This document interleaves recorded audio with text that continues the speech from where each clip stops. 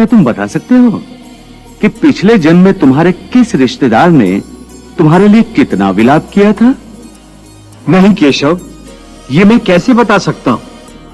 मुझे तो ये तक याद नहीं कि वो कौन थे। बस जिस तरह तुम अपने पिछले जन्म को भूल गए हो, उसी तरह तुम अपने इस जन्म को भी भूल जाओगे। इस जन्म के रिश्तों का अर्थ तुम्हारे आने वाले जन्म में कुछ भी नहीं रह जाएगा। आज अभिमन्यु को तुम अपना पुत्र समझ रहे हो सकता है पिछले जन्म में वो तुम्हारा पिता रहा हो, या आने वाले जन्म में तुम्हारा महाशत्रु बन जाए। आज तुम जिनको अपना रिश्तेदार समझ रहे हो, जिन्हें आदरणीय समझ रहे हो, और इसी कारण उनकी हत्या करने से संकोच कर रहे हो सकता है उन्हीं में से किसी ने तुम्हारे किसी पिछले जन्म में तुम्हारी हत्या की हो। मैं तुम्हें समझा रहा हूं कि केवल शरीर मरते हैं, आत्मा नहीं मरती। इसलिए तुम शरीर का मोह त्याग दो, उनकी मृत्यु का शोक त्याग दो, परंतु तुम्हारा मन उस सत्य को मानना नहीं चाहता। तुम ठीक कहते हो केशव, मैं तुम्हारी बात समझता तो हूं, परंतु मेरा मन उसे ग्रहण क्यों नहीं कर रहा? इसका कारण क्या है? इसका कारण है वो जंजीर जो तुम्हारे मन ने अपने ही गिर्द लपेट रखी है। कौन सी जंजीर? रिश्तेदारी की जंजीर, ये नातेदारी का मोह कि ये मेरा भाई है, ये मेरा मामा है, ये मेरा ससुर है, ये पितामह है।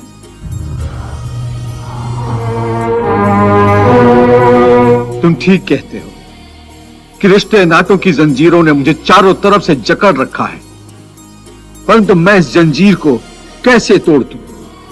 मैंने मान लिया कि ये सारे शरीर नाशवान हैं, परंतु इनके साथ जो मेरे रिश्ते हैं वो तो नाशवान नहीं है, वो तो सच्चे हैं। भीष्म मेरे पितामह हैं, अभिमन्यु मेरा पुत्र है, महाबली भीम मेरा सहोदर भाई है। ये रिश्ते तो सच्चे हैं।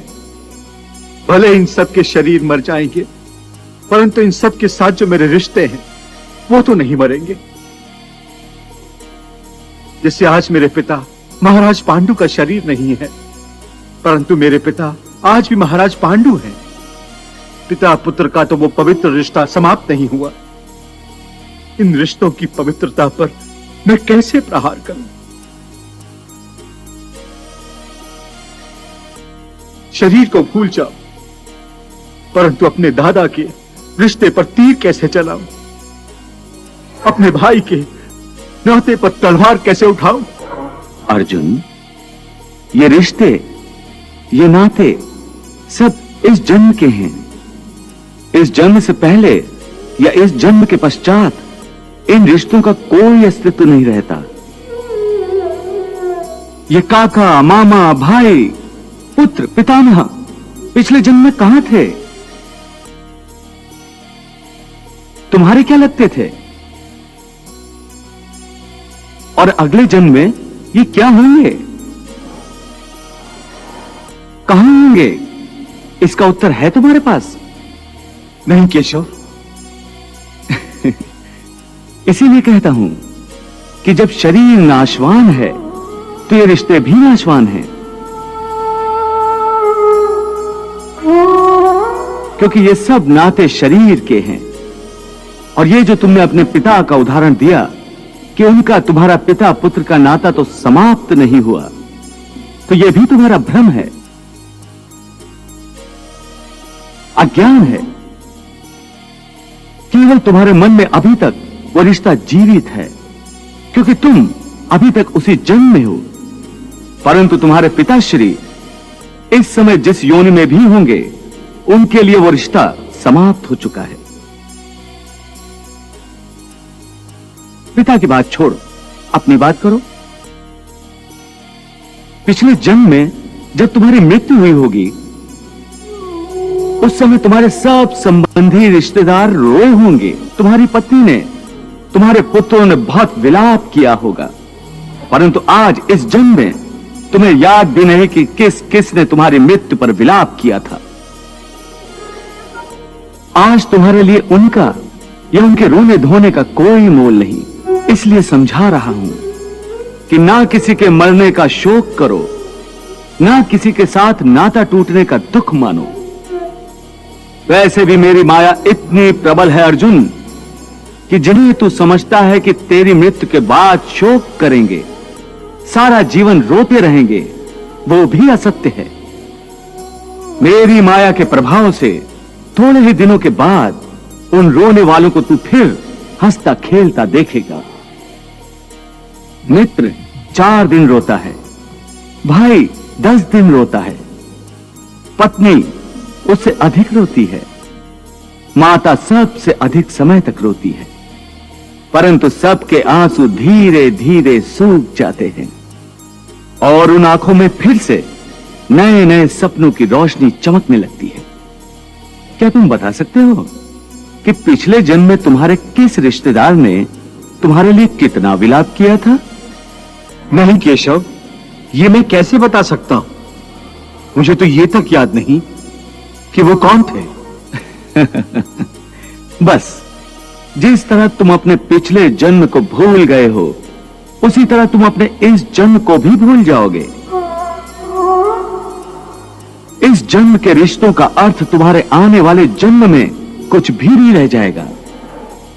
आज अभिमन्यु को तुम अपना पुत्र समझ रहे हो सकता है पिछले जन्म में वो तुम्हारा पिता रहा हो, या आने वाले जन्म में तुम्हारा महाशत्रु बन जाए। आज तुम जिनको अपना रिश्तेदार समझ रहे हो, जिन्हें आदरणीय समझ रहे हो, और इसी कारण उनकी हत्या करने से संकोच कर रहे हो सकता है उन्हीं में से किसी ने तुम्हारे किसी पिछले जन्म में तुम्हारी हत्या की हो, या तुम्हें अगले जन्म में उनकी हत्या कर दो। हे अर्जुन, ये रिश्ते शरीर के जन्म के साथ पैदा होते हैं और शरीर की मृत्यु के साथ मर जाते हैं। इसलिए इन रिश्ते नातों के चक्रव्यूह से बाहर आ जाओ। आत्मा अमर है, इस अमर सत्य को पहचानो। रिश्ते तो बदलते रहते हैं। हे अर्जुन, इसलिए तुम्हें न रिश्तों से मोह करना चाहिए, न रिश्तों के टूटने का शोक करना चाहिए। यही सांख्य योग का ज्ञान है कि मनुष्य को एक सन्यासी की भांति सोचना चाहिए कि ये सब रिश्ते नाते मोह को उत्पन्न करते हैं, और मोह इन रिश्तों को इतनी जोर से पकड़ लेता है जैसे एक लोभी पुरुष नदी में डूबते हुए भी धन की गठरी को नहीं छोड़ता। और आखिर में उसी गठरी के बोझ से खुद भी डूब जाता है। इसलिए अपने मन को सन्यासी बनाओ और इस मोह के बंधनों को छोड़ो, और इस बात पर ध्यान दो कि इस समय तुम्हारा कर्तव्य क्या है, तुम्हारा धर्म क्या है, और उसी के अनुसार कर्म करो। तो धर्म को निभाते हुए मनुष्य कर्म तो करेगा ही, और कर्म करेगा तो सन्यास को कैसे निभाएगा? देवी, यदि आप समझती हैं कि सन्यासी होने के बाद कर्म छूट जाता है, तो आपने भगवान श्री कृष्ण के उपदेश को समझा ही नहीं। हाँ प्रभु, बात स्पष्ट रूप से मेरी समझ में नहीं आ रही है, इसीलिए मैं आपसे समझना चाहती हूँ। देवी, ऐसा नहीं है जैसा आप समझ रही हैं। संसार में जीने के लिए हर प्राणी को कुछ न कुछ कर्म तो करना ही पड़ता है, जो उसके लिए अनिवार्य है, आवश्यक है।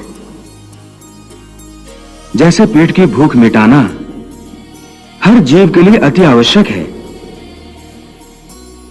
यहां तक कि अपने पेट की आग बुझाने के लिए सन्यासी भी भिक्षा मांगकर गुजारा करता है। अर्थात ये कि कोई भी कर्म से मुक्त नहीं हो सकता। परंतु यदि भगवान श्री कृष्ण की शिक्षा को समझ ले, तो मनुष्य कर्म करते हुए भी कर्म से मुक्त हो सकता है।